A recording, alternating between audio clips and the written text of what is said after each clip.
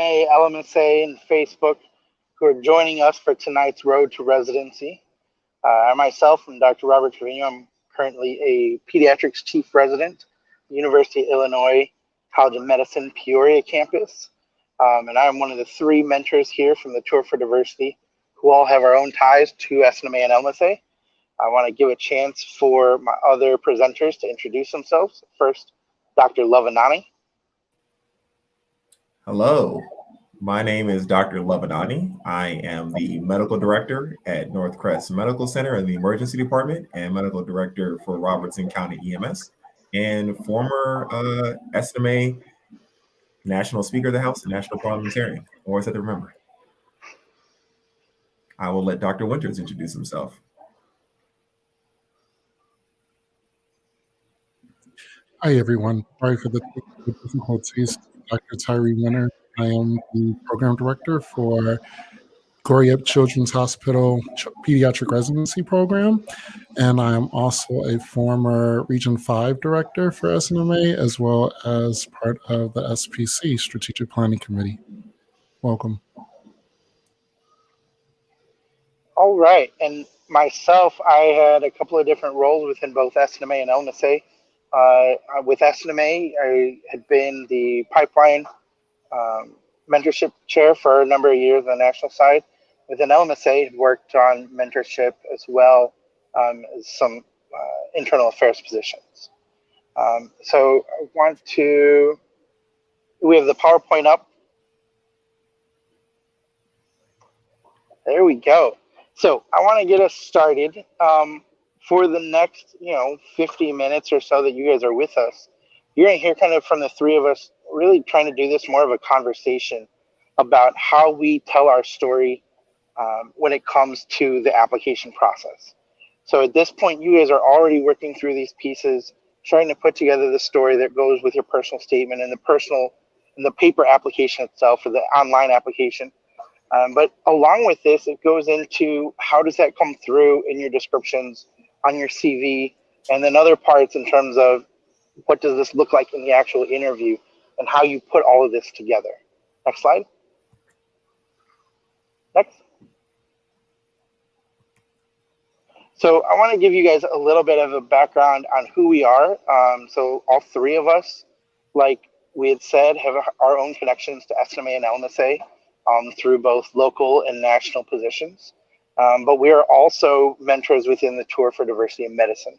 And this is an organization that's, at this point, almost 10 years old, but was developed with a mission to educate, cultivate, and inspire future physicians, dentists, and pharmacists from diverse racial and ethnic backgrounds.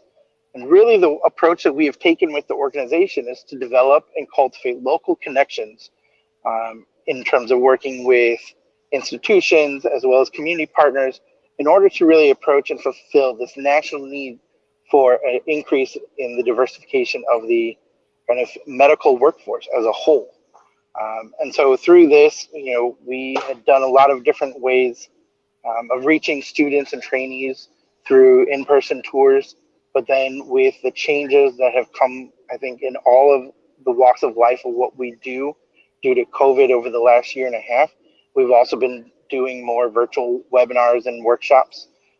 And this series was started last year in partnership with SMA and LMSA to really provide just another framework for looking at what the application process looks like for you guys, trying to demystify parts of it, connect you with people who come from similar backgrounds, maybe look or sound like you and have shared stories, but then also connect you with people who are in leadership positions to really say, how does all of this actually come together with what you're doing? Next slide. So like I said, today's storytelling session is really going to focus on personal statements and your CV. And so we really wanted to start this with a strong example. In the chat and everything, I want you guys to tell me what pieces you think really stand out for this kind of opening paragraph from a personal statement. Share those thoughts of really what makes this a powerful personal statement in your minds.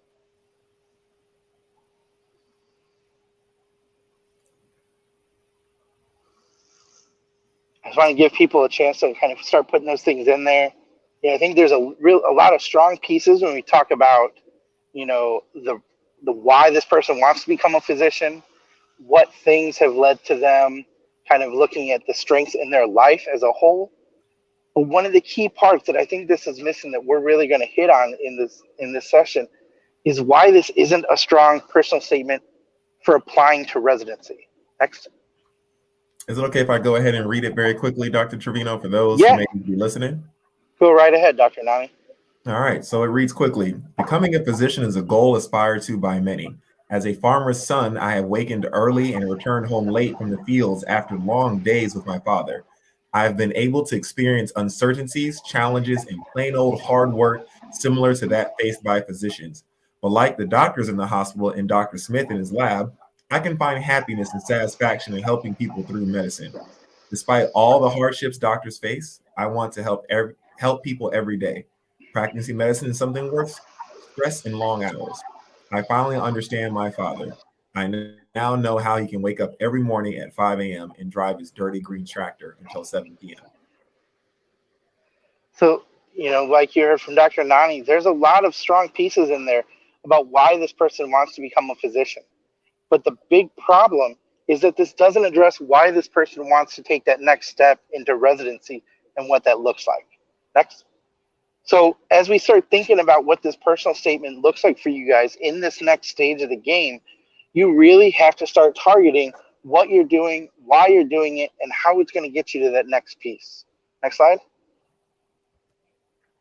So when we talk about your personal statements between med school and residency, I think you definitely want to make sure that your personality and style really come out in what's going on here. It can be really helpful to go back and look at your med school personal statement just to kind of see what pieces were on your mind 4 years ago that led you to say, I want to be a physician. This is an important part, I think, of the reflection process as you start to develop that professional identity of who you want to become and why you want to become that. But an important part when it comes to your residency personal statement is that you really have to start connecting to why you are interested and passionate about that specialty. What things about that area just make it the clinical area that you want to wake up every day and go work in? What clinical stories do you have or experiences that may be connected to it? And really trying to share that personal aspect as to why it helps stand out as a field for you.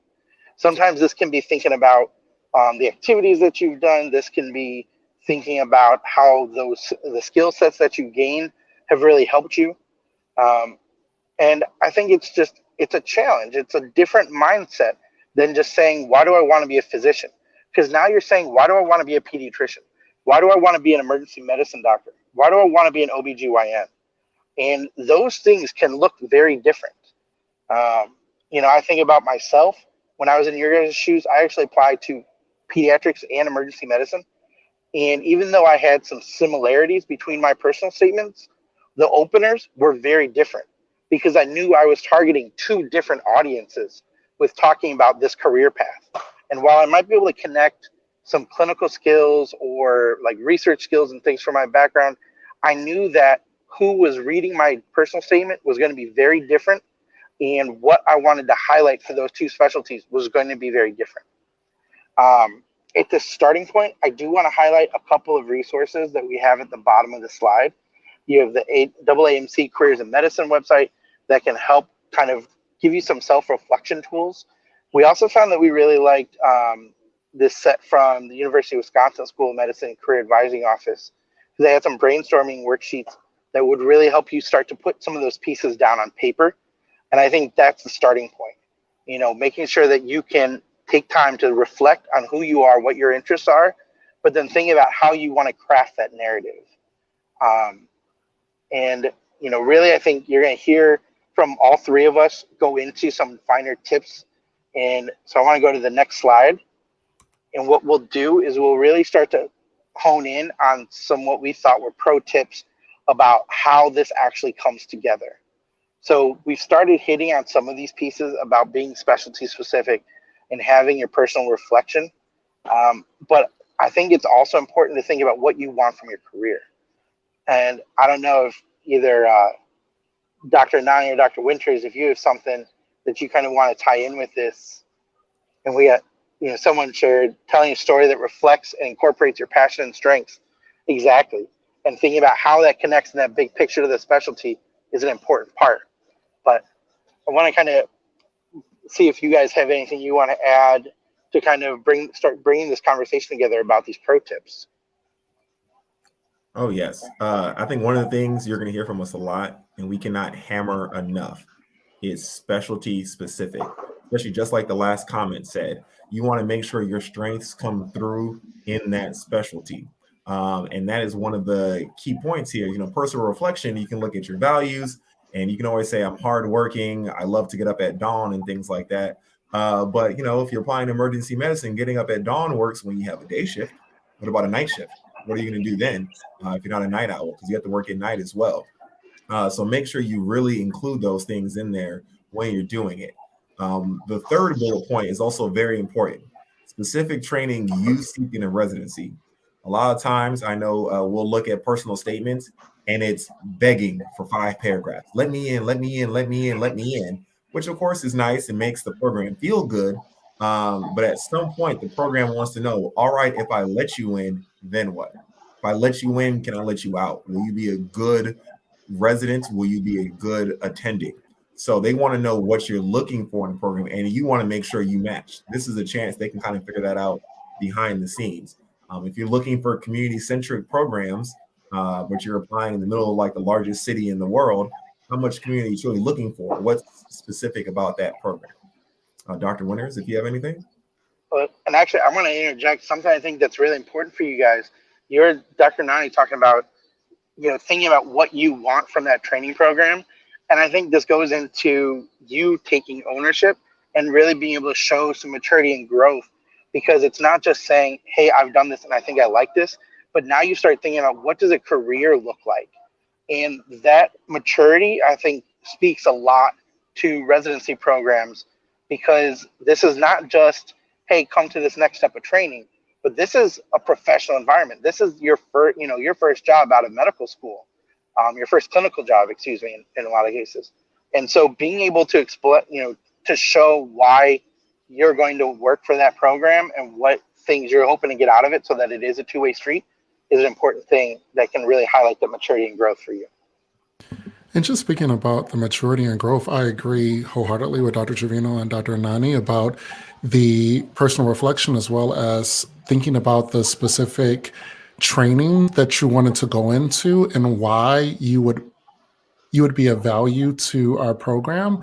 But as a program director, one of the things I definitely look at is trying to understand you as a person, because when I'm looking at thousands, and I do mean thousands of applications, the thing that will separate you is being able to showcase who you are as a person.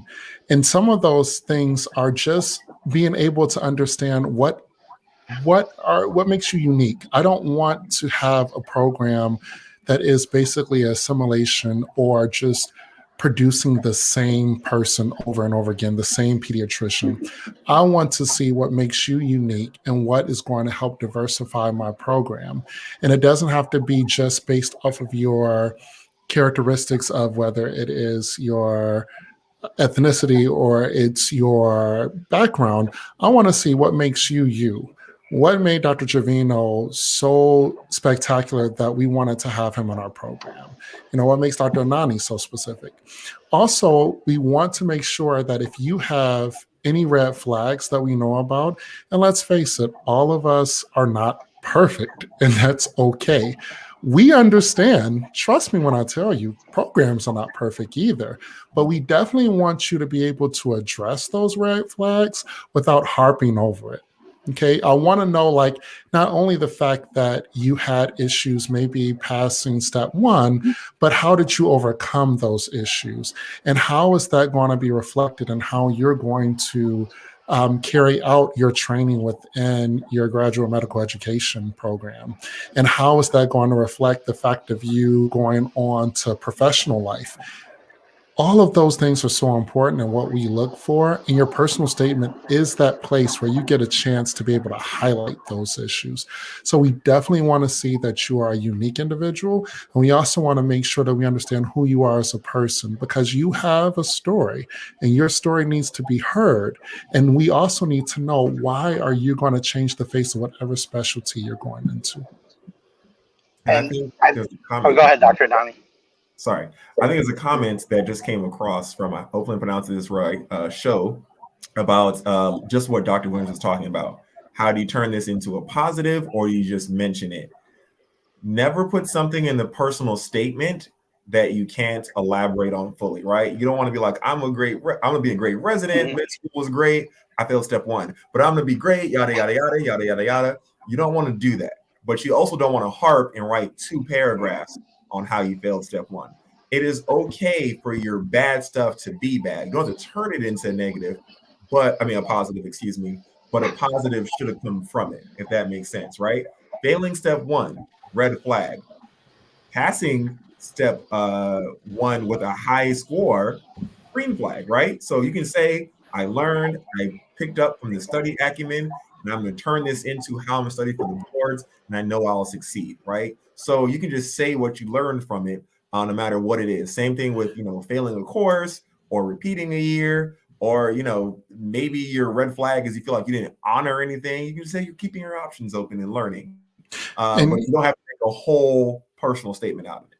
And just to piggyback off of that, because Sho just brought up another point of calming down the fears of the PD that you will pass your step 3 in your boards.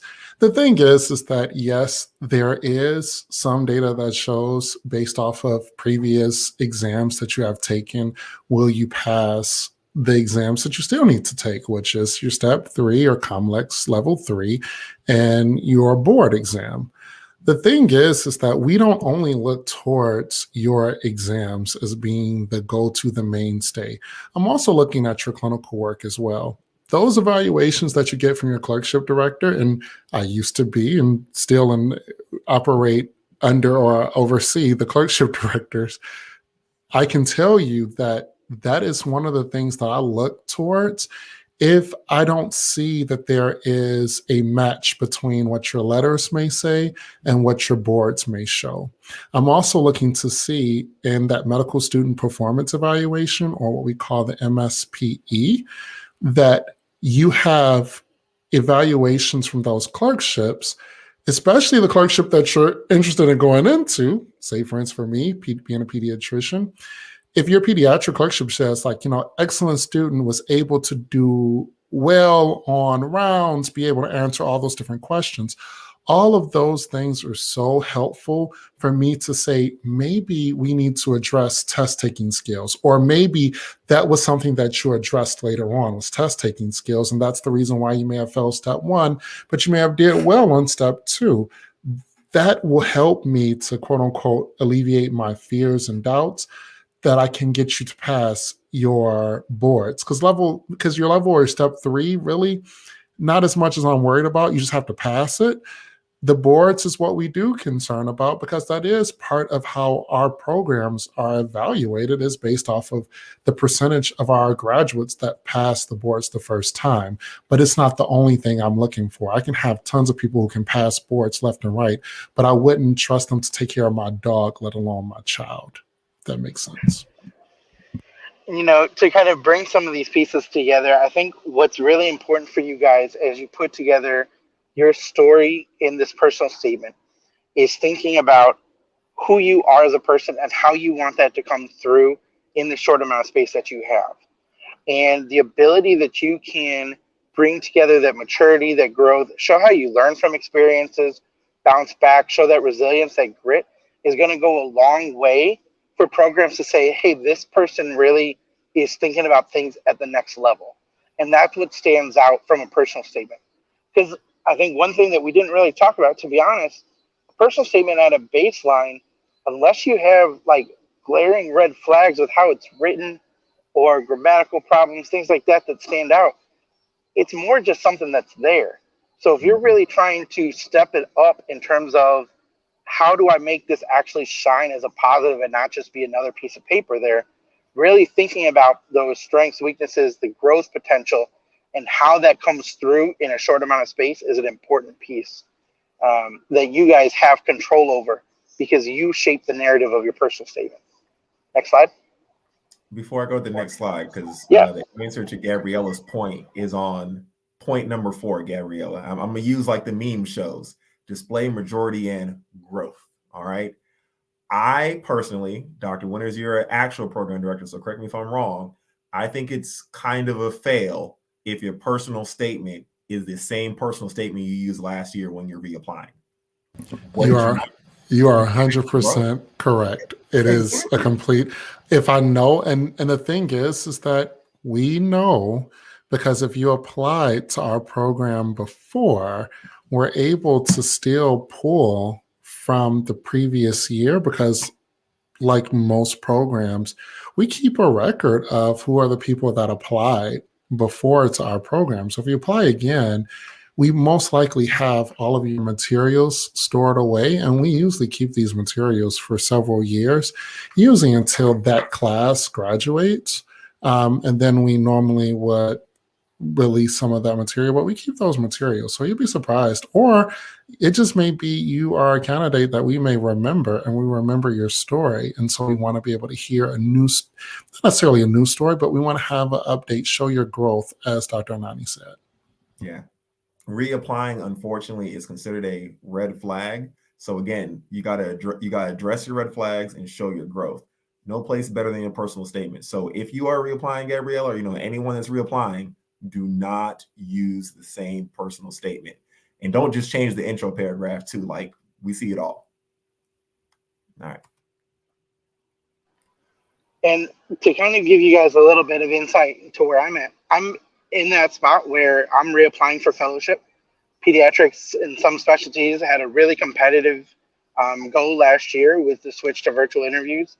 And I know in talking to students and trainees that last year as a virtual place was a difficult world for a lot of residency interview processes because it put more applicants in front of every program director.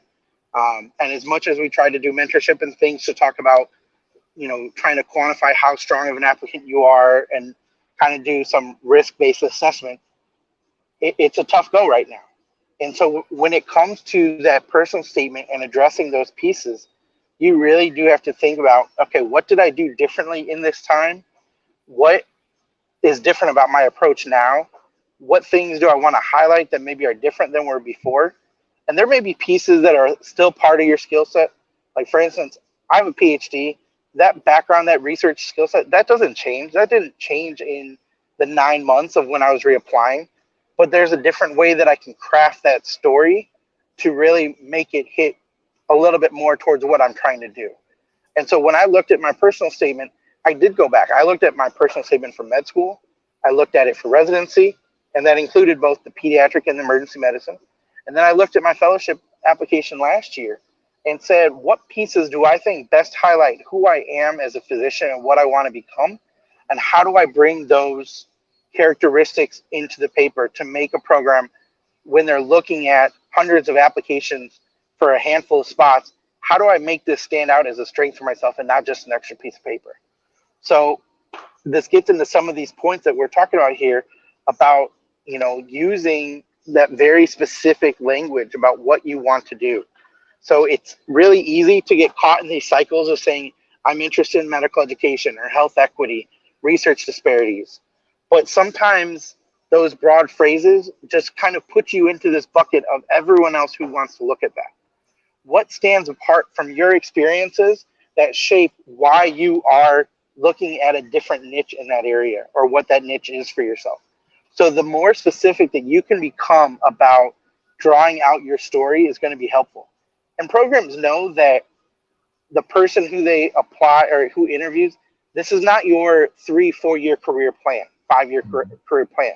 There's going to be changes that's going to be based on what experiences it may be at the program, things like that. So no one's going to come back at the end of residency and say, hey, you did not do what you said you were going to do in your personal statement. But you at least have to start crafting what that looks like from your position where you're at that point in time. And I think that's one of the hardest pieces I know that I had of trying to bring together that language so that it wasn't a broad general bucket, but so that I had something more specific that tied into what I was looking at. For me, the big bucket is medical education as a whole. And I was a middle school teacher. I did research where I got to teach. I did a lot of curriculum development stuff. But if I don't highlight those things in the right way, I'm just put in that other category of this is another resident or fellow applicant who's interested in medical education. And that hits differently than if a program can specifically say, oh, he's doing this. And so now in my chances, in the way that I rewrote my statement, I talk about simulation because I'm actually doing a simulation fellowship during my chief year.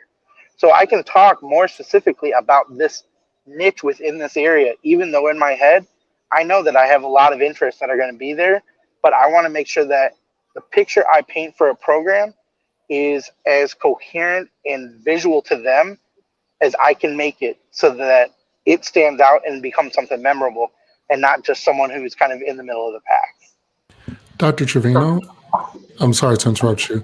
There was, based off of this, there were some questions that was in the comments, but one of the questions pertained to this slide that I think really should be addressed, and I think you would be perfect at addressing it.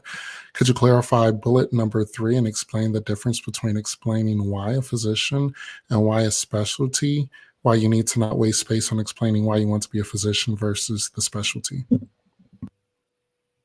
No, that is, I think, a really important point. It comes back to that opening personal statement that we shared with you guys.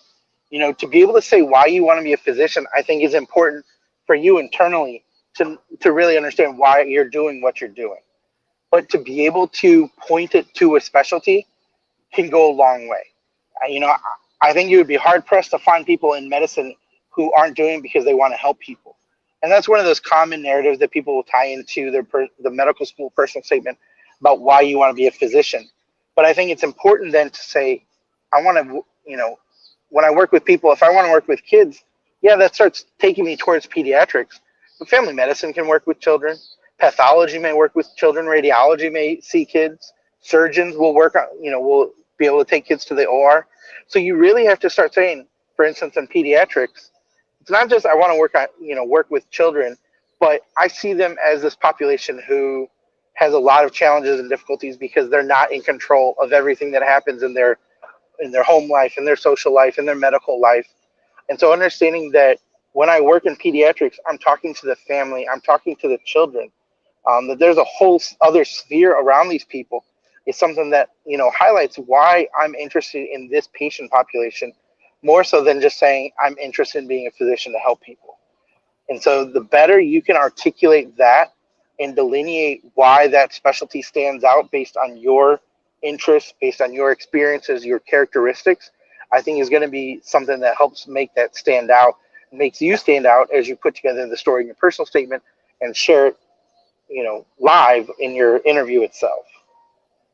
And y'all bear with us, especially on this slide, if we get really animated or spend a lot of time on it, because these are mistakes you do not want to make. And just like Dr. Trevino said, let me remind y'all of something. If anyone watching this right now is a 4th year medical student, whether you get into residency or not, you will be a physician. All right. You're going to graduate. Or if you graduate in your 4th year, you're going to get your degree. You're going to be a physician. So why are you writing us the program saying, I want to be a physician? You're going to be one without me. Like, I'm not holding you back from that. So why are you writing me? Remember that. That's why you're making it specialty specific, like Dr. Trevino said. You're already going to be a physician. And if I may just interject, because another valid point in terms of bullet number 4, how do I not rehash our app if our experience section proves my career interests? For example, I tutor fellow URMs, mentor URM high schoolers, ran an underserved student OBGYN clinic. All of those things are great and valid. The thing is that I don't need to know or be reminded about those things if it doesn't show me specifically why you want to do or enter into pediatrics or become a pediatrician. Yes, all those things are valid, but you don't have to list them bullet by bullet or point by point. You can briefly say, over the experiences that I've had, this blah, blah, blah, blah, blah, blah, blah, instead of kind of going through. Some people will literally, I hate to use the word showboat, but I'm going to use it. They will showboat their experiences and saying, well, when I did my PhD in this, and when I did blah, blah, blah, blah, blah, blah, blah, and give specific examples, and no hate on Dr. Trevino and his PhD by any means.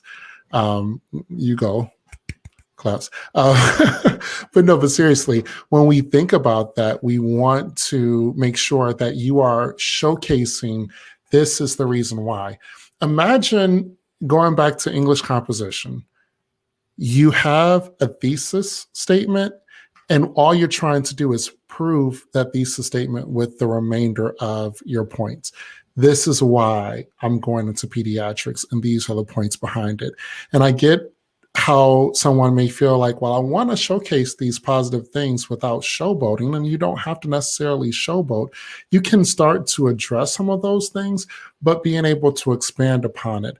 But if it's all over your application that you create, that you are the president of Student National Medical Association, the national president, there is really no need for me to read that in your personal statement and highlight all of those different things if it doesn't contribute to the point that you're trying to make in that thesis statement. And that's what we're trying to say. Some people just put it in just to put it in. And there's another question about taking time off or personal conditions. So I'm going to relate that to two things using bullet point number 4. One, oftentimes your medical reason for absence isn't always included in your application. Sometimes the PD may know, but like that third person who's interviewing that day didn't get that reason in the packet. So if you want to include it, it also will let the program know, hey, this person has X, Y, and Z already coming in. And if especially you learned how to manage that condition, whatever it is, it'll let the program know that you have a handle on it and you're not going to take, 4 or 5 months sabbaticals at a time. But you can say, hey, I did X, Y, and Z. I know I canceled some people over the last couple of cycles who found out they had extreme anxiety. And, they took a leave of absence for that. But it wasn't until they went, saw a psychiatrist, and started figuring out some coping mechanisms that they felt they could finish medical school and get back into that, right? You don't need to make that into a sob story. You can just say, somewhere in your personal statement, however you craft it, a leave of absence was taken for this reason. And over that time point, these coping mechanisms were learned and I've applied them since without fail or such and such and such.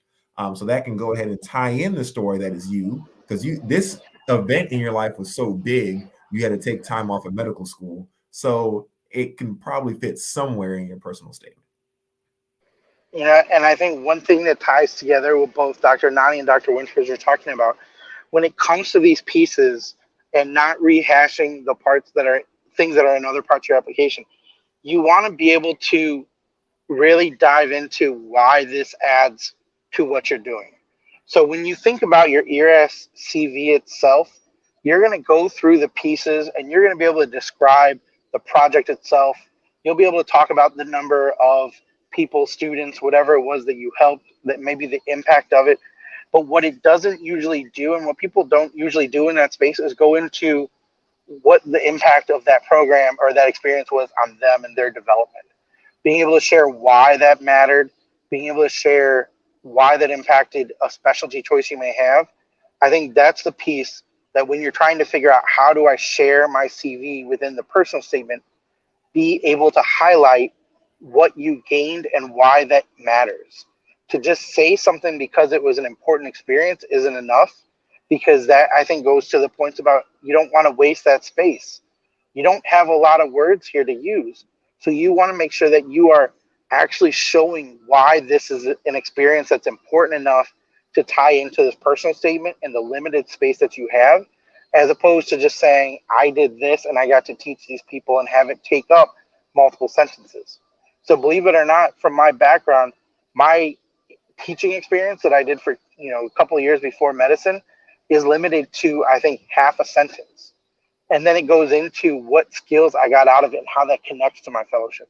When I talk about my PhD, even though Dr. Winters may not really understand what we do, why we do for our physician scientists, props to everyone who is in the midst of doing all that stuff in the nice 7 to 10 year plan for things, it's important for you guys then to say, look, yeah, I got a PhD in this, but these are the skills that I have that are translatable to what I'm going to do in the future. So your PhD and your research and if those experiences may not connect. Like my PhD was in anatomy and cell biology, and I spent 5 years looking at cartilage biology. Ask me how often I talk to pediatric patients about cartilage, like maybe twice a year when I make some joke about an ear or a nose or something. But I don't go into that biology part of it. But when I talk about fellowship applications, I can talk about the skills of I can sit down and complete a project. I can submit grants. I've won grants. I can present at conferences. I can design curriculum and presentations around this stuff. I know how to translate literature. Like I can find all these skills that doesn't connect, that don't necessarily tie directly back to the cartilage itself, but the time that I spent and the skills that I gained. And that's what I highlight, and that's what I want to make sure programs walk away with. And, you know, Dr. Trevino, one of the things that I was going to say in regards to that, and just David just made a valid point in regards to if it's mentioned in the dean's letter in terms of issues that you may have had in the past. I think one thing that a lot of students and applicants don't realize is the materials that as a program we receive. And that's one of the things that I think if you understood what we received and what we can see from your application, you would actually understand why we talk a lot about trying not to rehash or include certain things in there. What we do receive is not only your transcripts from your medical school, but we also receive the medical student performance evaluation, which MSPE, that also includes that dean's letter. It also includes usually, and it's based off of each school, so each school does things a little bit different. It includes your clerkship evaluations. It includes evaluations typically from your preclinical years. So usually your course director will write a small narrative about your performance during that time. It also includes anything in regards of if there was a break in your medical education, if there was any type of red flags or any things that needed to be highlighted, if it was probation or any of those things that were listed in the MSPE, we receive your letters from the different from your different letter writers. We also typically will receive a picture of you. And then finally, we receive your personal statement. Within your letters, you may have letter writers who don't show you or reveal to you your letters. Typically, most people ask not to see their letters. Some letter writers will share their letters, but that's their prerogative. It's totally fine.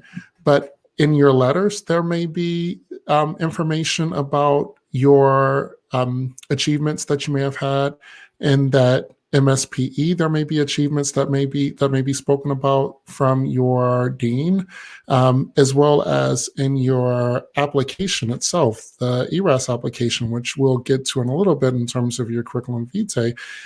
Those things are listed as well. So there's typically maybe 3 times that you may have your highlights demonstrated. And then if you add it in within your personal statement, that's a 4th time. So you see how it can become a little bit redundant. And a lot of times if you're asking letter writers, especially if you're 4th year now, you probably have people that you sent your letter, requested for letters to, you typically have sent them your CV. And they usually will utilize some of those points from your CV. That's what we mean by rehashing. In terms of your dean's letter and explaining like something that may have been a red flag, yes, your dean may have addressed that, but they may have not addressed it to the extent that you can address it. So that's why it is important to still address it as part of your personal statement. And talking about what you may have learned from it, because your dean may say, well, they left out because of a medical illness. But you can say, well, the medical illness was this, and this is what I learned from it. This is how I improved from it. This is blah, blah, blah, blah, blah.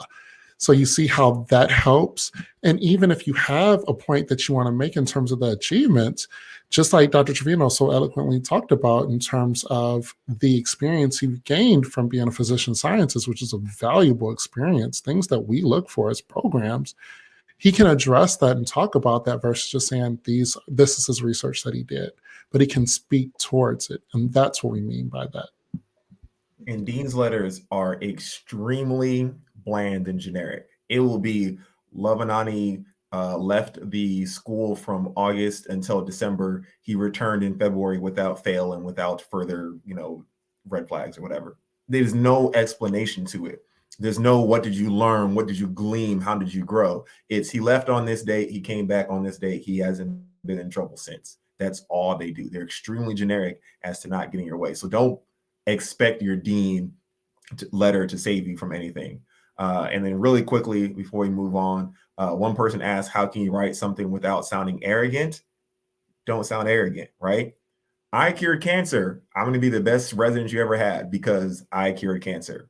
Arrogant. I cured cancer. And during the process, I learned that pediatric, AML is very devastating to the bones. And I have learned that we should da. So yeah, you drop that you cured cancer, but it's what you learn from it and what you need to get from the program to make yourself better. Not I cured cancer, so choose me. That's arrogant. And I think this is always something that a lot of us in medicine struggle with. And I think to even different extent, a lot of people from underrepresented backgrounds in terms of how do I find that balance in the tone. And I think it is perfectly okay to own the successes that you've had and shape how they are and be able to talk about how they shape who you are, how you got to that point. The same way that we're talking about red flags, you need to own the strengths that you bring and why you stand out as an applicant.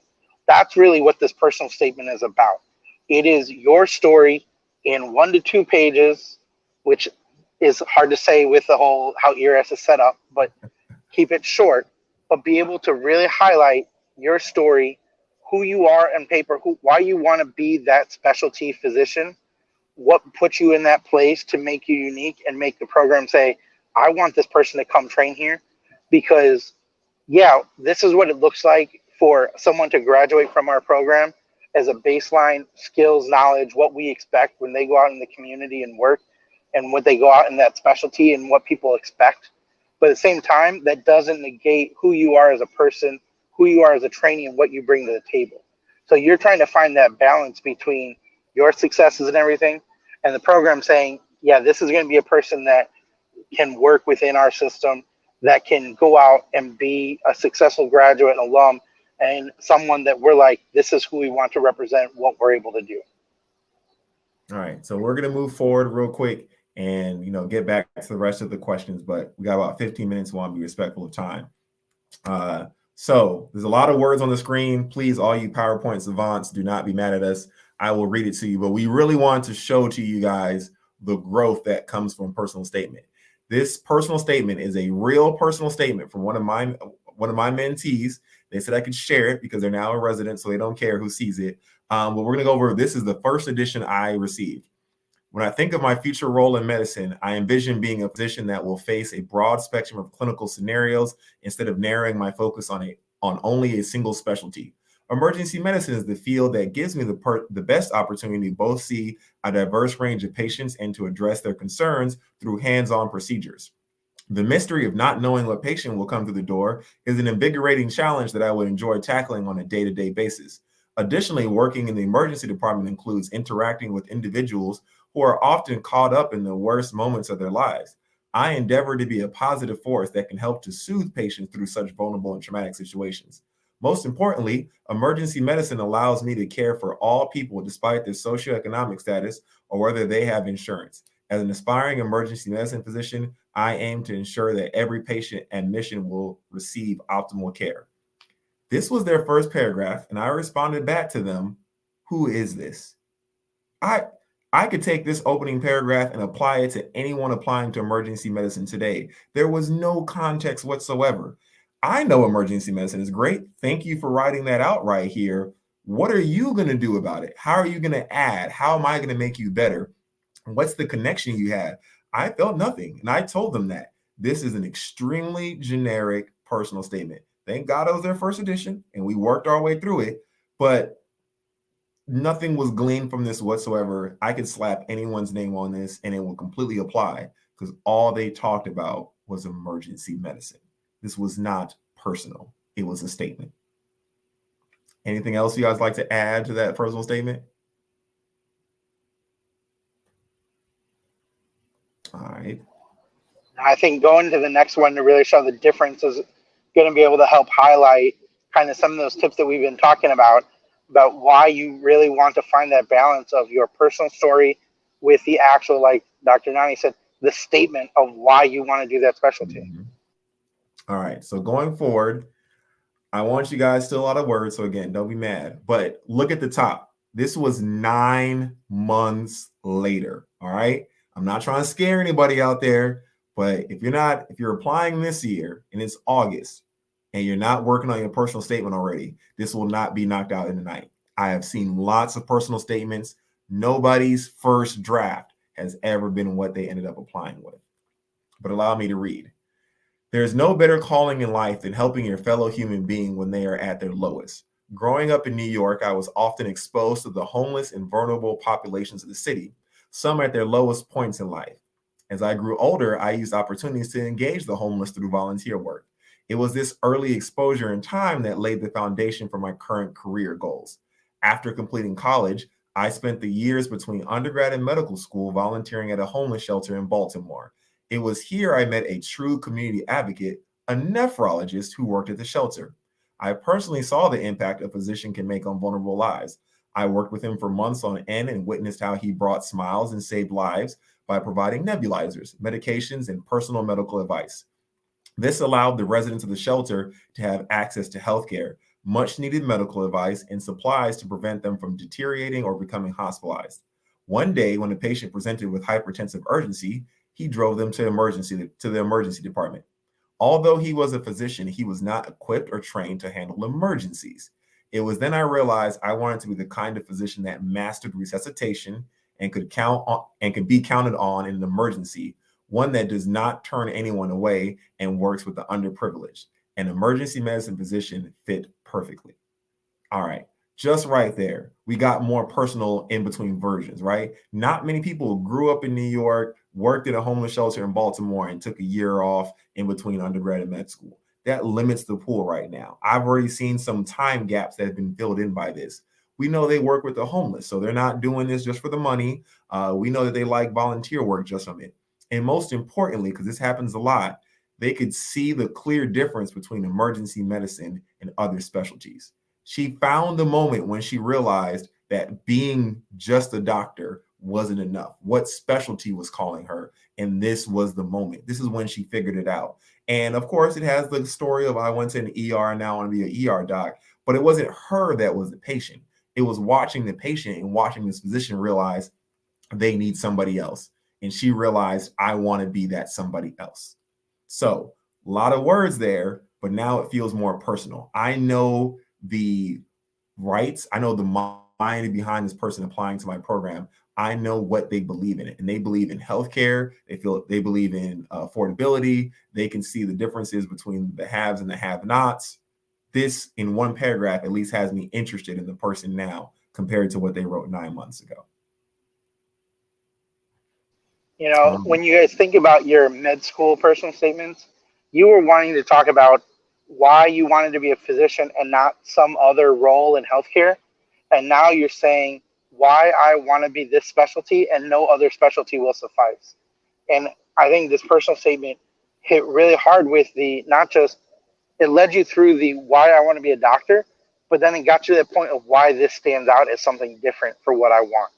And it's a great first way to like put everything there. And like Dr. Nani said, you can really start to tie together some different pieces of this person's story. All right. We see the questions. I promise when we get to them real quick, let's just get to the end of the PowerPoint, and then we'll make sure we answer all the questions in the chat. So resume versus CV, Dr. Winters. All right, so I can just get through this really quickly. As I talked about before, in regards to your ERAS application, you will go through a process where you need to document not only your achievements in regards to your education, but also your work experience, your volunteer experience, research experience. All of those things are usually outlined in what we call a curriculum vitae versus a resume. When you think about a resume A resume is more specific. It gives you just those key points in terms of usually a work experience or education, and then with a goal of keeping it as concise as possible, usually at the most about one page, maybe a little bit over that one page, versus with a curriculum vitae is really more geared towards being expanded upon, being able to allow you to be able to demonstrate and highlight all of those different accomplishments, appointments, etc. It's important that you actually start the process while you're in medical school, because I can guarantee you, just like all of us who are on this presentation had to do, when it was time to do our ERAS, it was like, oh my God, I have to pull out every experience, everything that I can think of, and I totally forgot about this, and now I have to find that. Versus if you start that CV now, you're able to keep a record of all of those things that you did. So it's very easy to plug and chug. And this is not only for just the ERAS, this is going to be following you for the rest of your career. The one thing that I will tell you is that it's very specific towards a program. There are certain specialties that may ask for a different way of writing it. There are certain institutions. I have been on faculty at 4 institutions. Now, the 4 institutions I've been on faculty at, every single institution has specifically asked for a different way of being able to format my CV. The information remained the same. It was just the formatting that was different. When you're describing things that you have did, you definitely want to be able to use and describe transferable skills and not necessarily being able just to list things out, just to list them out. In regards to Jess, you made a valid point in terms of your college work. Here's what I will always tell people. You can go a step down. So if you're applying for residency, you can look towards your medical school and see what you had. If there was something that was just so miraculous within your college experience, say for instance, you did some work that was done, a research project that was done, that you went to Switzerland to present at an international conference, and that was during your junior, senior year. I definitely would still probably put that down, because that was something that was very much more, it was a very noticeable accomplishment. However, if it was something that you were doing, it was just a research project that you really didn't even have a scholarly work that you produced out of it, and you started it in your sophomore year of college, I don't necessarily think that would be very applicable unless there was something that you were trying to relate to me in regards of your research skills, especially if it was something that didn't really have a production of like a scholarly activity. That's just one example, but typically what we would say is that you want to try to keep it within the realm of where you're at. So keeping it within medical school at the latest, I would go down to maybe like your senior or junior year of college if it was something noticeable. Next slide. In regards to template, like we talked about before, templates can be so specific. When you are thinking about the general approach to this, it's usually the name, the contact information. You can put down, obviously, if there was research or a teaching interest that was optional, you can put those things within education. If there was research experience, different projects that you had, especially if you had a research project or you had a grant that you either was the principal investigator on for that grant, or if you had received a specific funding for the work that you were doing. The most interesting part that a lot of people will ask about nowadays is a lot of stuff that we do in terms of scholarly work doesn't necessarily have to equate to being only in a peer-reviewed article. A lot of times we know that electronic articles, electronic journals are the next wave of how things are going. We're within that realm now. What I did is I actually put up my CV. Don't judge me. It wasn't updated by the time I had submitted it. By the time I put it together. But I wanted you to kind of see how I address certain things, especially in regards to I was a writer for a online journal. And I did quite a bit of work on that. And that actually allowed me to be able to have promotion within my institution. So when you're thinking about the next steps, especially in regards of certain fields like the academic medicine world, which I'm a part of, one of the things that we look for is what work can you show, what scholarly work that you can demonstrate or show. And nowadays, we are seeing that not only the work that we're doing for peer-reviewed articles, but also things such as diversity, inclusion, and equity work. The work that we're doing within community service engagement and the work that we're doing within electronic and online articles are actually being considered as true scholarly work as it is, the time, the effort that you put into this work. So those were ways that I was able to advance in my career was through that type of work. I'm going to go to the next slide just to kind of briefly show you my CV. After I talk about logistics, there's multiple versions that you can have within your CV. I definitely would say to have a working CV. The way that I label my CVs is actually I label it as CV for academic work or CV for my professional, if there is something in regards to my clinical work, and then I date it because it's a living document, I like to describe it as. So the date that I have allows me to know when was the last time I updated it. And it's so important to just periodically go through. I would say if you haven't updated your CV and it's been 3 to 6 months, you're far behind.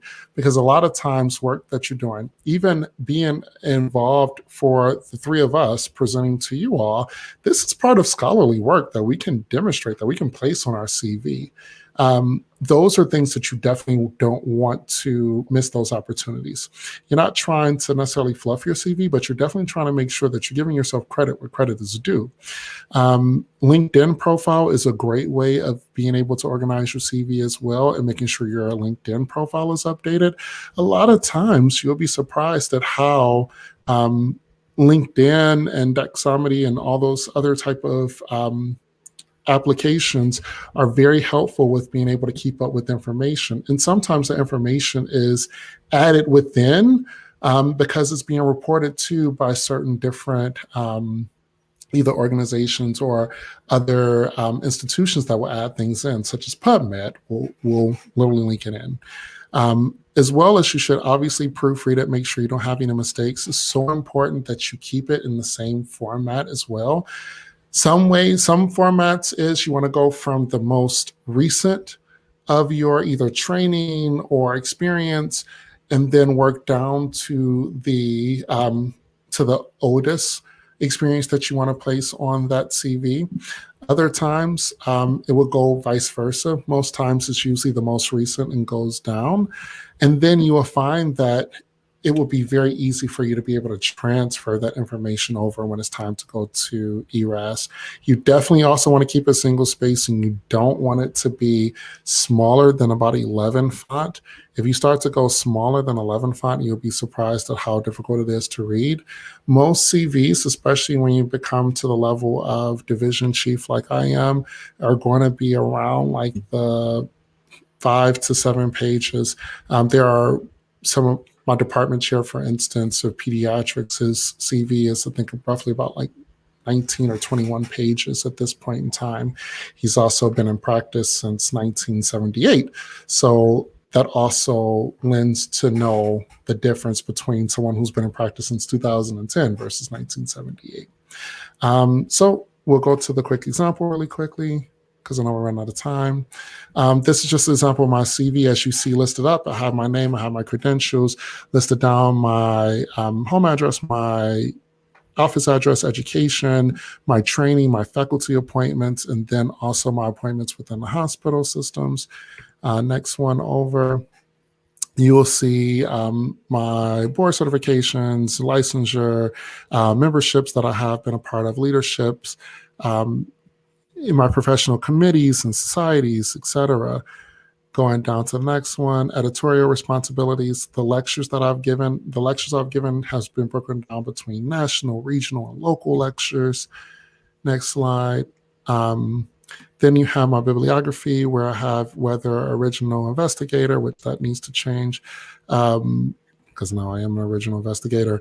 The different journals, articles, books, book chapters. If there was abstracts that I had presented on, going down to the next one. This is what I was referring to in terms of alternate media. So if you see listed down, all of these articles I placed on the online journal that I wrote for several years that I have. And then I think the next slide, that's it. Perfect. So let's just drop into questions since I know that we are running short on time. All right. And real quick, Dr. Winters, to highlight when you were talking about your the articles that you wrote on the online source, somebody had asked a question about some things that maybe are non-peer reviewed in terms of ERAS specifically. And I'm glad that someone was able to, help a peer out and answer that question. But yeah, you have a lot of different ways to be able to share publications and presentations on ERAS.